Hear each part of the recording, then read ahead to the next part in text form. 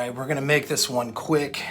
Take your finger, slide it over, hit subscribe, hit the notification bell, get on my email list for content I can't share here on YouTube. There's not that much that will go out, maybe 1 or 2 things a month, but it'll be valuable stuff.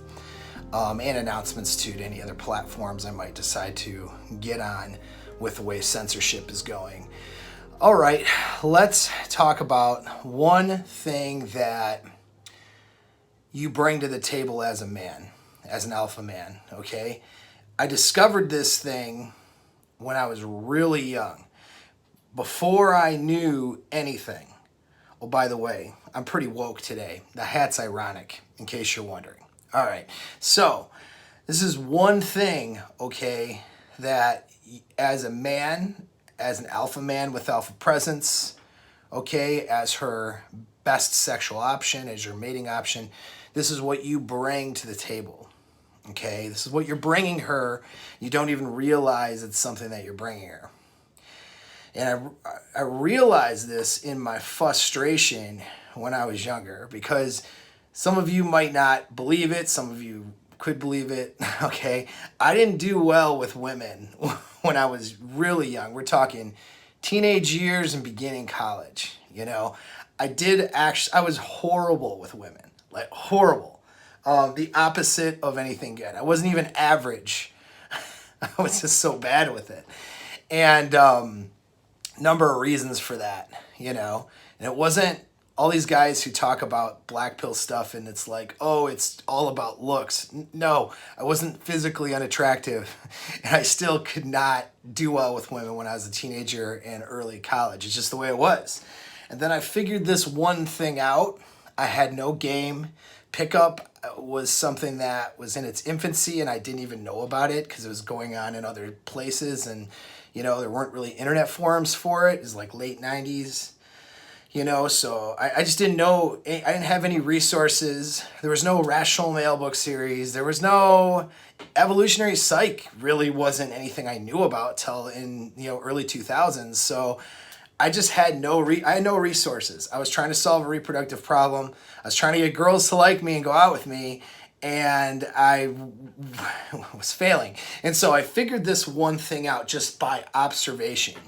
I noticed with all these women that I hung out with, that they seem, and I didn't know why, I understand why now, but they seem to just sort of, all of them, especially the pretty ones, they all just use men for different reasons, you know? And so they'd have all these men around them, what we'd call male orbiters today, all right? But what they would have these male friendships, and you know, this guy over here, he would be the guy who is her friend that she just talks to and hangs out with sometime, you know, and then this guy over here is the guy that she knows from a class that she steals his notes from. He's kind of, you know, helping her get through the class. And this guy over here, you know, he fixes her tires or deals with any car problems she has, and they're just friends, you know. And then this guy is the emotional tampon she'll tell all of her problems with, or two, you know. And you'll have that guy that she'll go on dates with, but she doesn't sleep with him. He just buys dinner, and you know what I mean? He's a really nice guy, but she doesn't really like him like that. And then she'll have that one dude that she just bangs, you know. And he's usually kind of an asshole, right? This one dude. And all she does is bang him. She just goes to him to get banged. She has all these other guys that she gets all of these other things from. It's never like, unless the rare occasion, we're of course talking in my younger years, so my target is 21, 20, you know, I realized this right before I turned 21 really. So we're talking, my target for girls were, you know, early 20s. You know, 20, 21, 22, 23 years old. So they're the highest sexual market value they'll ever be in their lives, getting the most amount of male attention that they'll ever get in their lives, okay? And what are they doing with all this attention? Are they finding that good guy that brings everything to the table that she can settle down with? No, that's not what her hypergamy says for her to do. She's not ready to cash out the casino yet, okay? She is still trying to find the next best thing always, which they always do, but it's on overdrive when they're pre-epiphany phase. And so she's doing what? You know, she's seeing all these guys, and she's not necessarily sleeping with all these guys, but she uses all these guys for different reasons. But there's that one dude is the dude that she sleeps with. Okay? And so I was always a dude, usually the dude who was I was either like the protector or security guard kind of dude, okay? Because as a Captain Sabaho, that was my job back before I figured out women, all right? Or I was the emotional tampon who I listened to all their problems. So it's kind of a mixture of both. I was going to Sabaho with my physical prowess and listen to all her problems at the same time while she goes and bangs this guy over here. Now, all these guys, of course, that are friends with her, you know, and I had several female friends that this was going on with. All these guys that are her friends, okay, they all want to bang her. Now, I mean, we could use, I guess, more nicer language to explain it. They want something more. They like to date her, but what is it? They all want to bang her, right? And so all these dudes want something more out of this relationship. And she knows it. Somewhere deep down inside, she knows it. She has to have that cognitive dissonance and pretend that it's a friendship so she can continue to extract their resources, whether it's monetary resources or time and energy. And it's not a negative thing against women to say this. This is just what they do. It's the facts. It's not a judgment. This is how they're biologically wired, and so this is what they do. And then there's the dude she sleeps with. All right? So back then, I finally got pissed at all of the friend zoning that I had been experiencing my entire life with women at the time. I was, like I said, I don't think I was even drinking age yet. No, I wasn't drinking age yet, actually. So I was still working out of Windsor and doing stuff there, where the drinking age was 19 in Windsor. So I finally lost it, and I basically said, no more. I'm not going to have these fraudulent, fake-ass friendships with women anymore. Either I'm cool with a woman being just my friend, and I'm cool with that for real, no BS, or, and that's fine, we can have that platonic, you know, thing, or somebody I see at the bar, or somebody I talk to occasionally. But I'm not going to do this thing where I want to sleep with somebody or want something more, and she uses me as the emotional tampon or to get into the club that I'm working or for resources or whatever. And then I have no sexual relationship with her, and then she gives herself sexually to some asshole that does none of those things. I finally decided I'm not doing it anymore.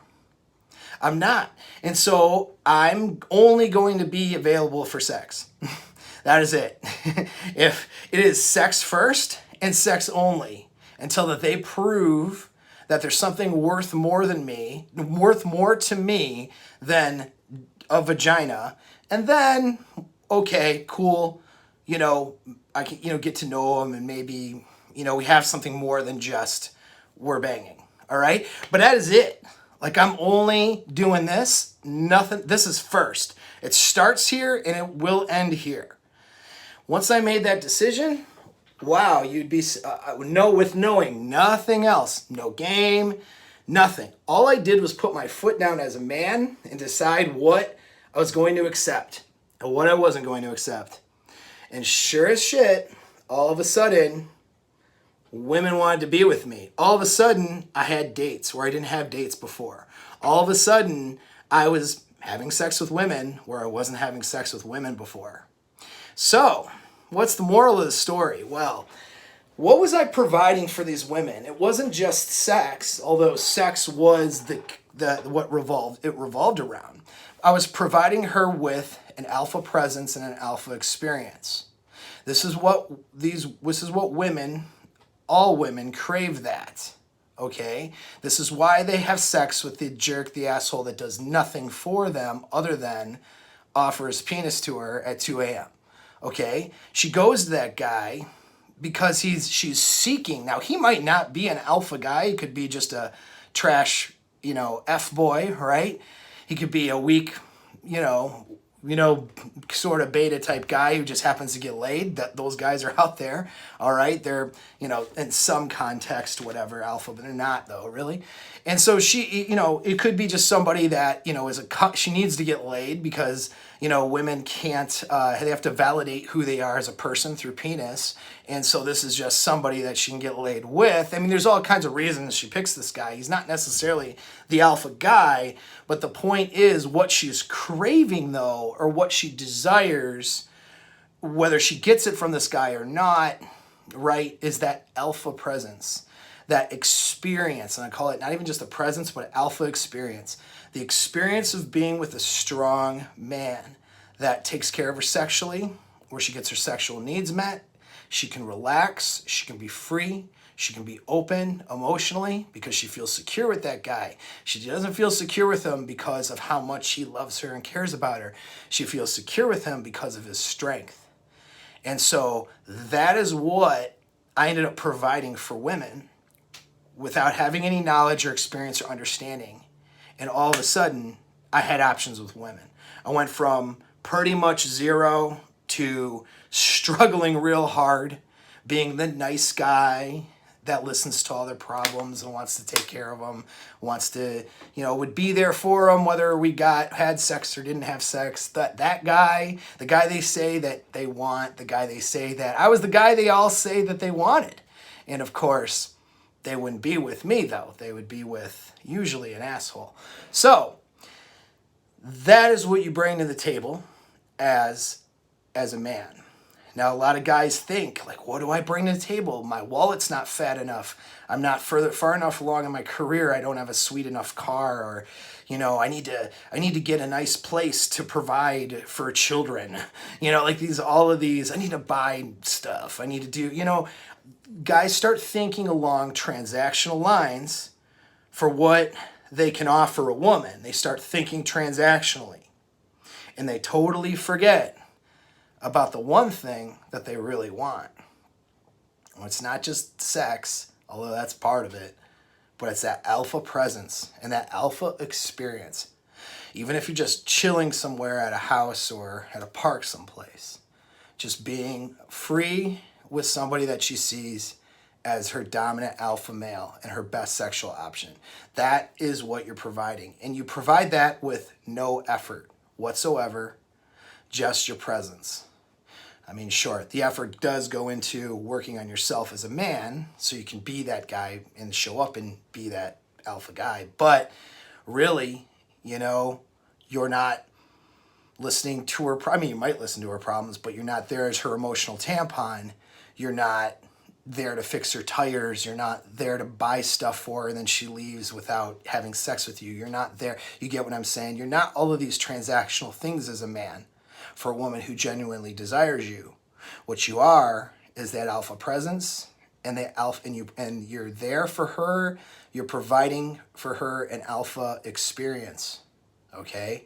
And that does revolve around the sexual experience. And so that is what you provide for her, all right? And you don't do that with any effort at all. It's actually quite effortless.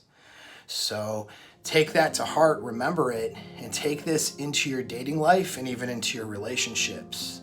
Stop trying to qualify to women and trying to prove yourself transactionally, and start working on yourself as a man so you can bring that presence, because that is what they truly desire. Thanks again for the support.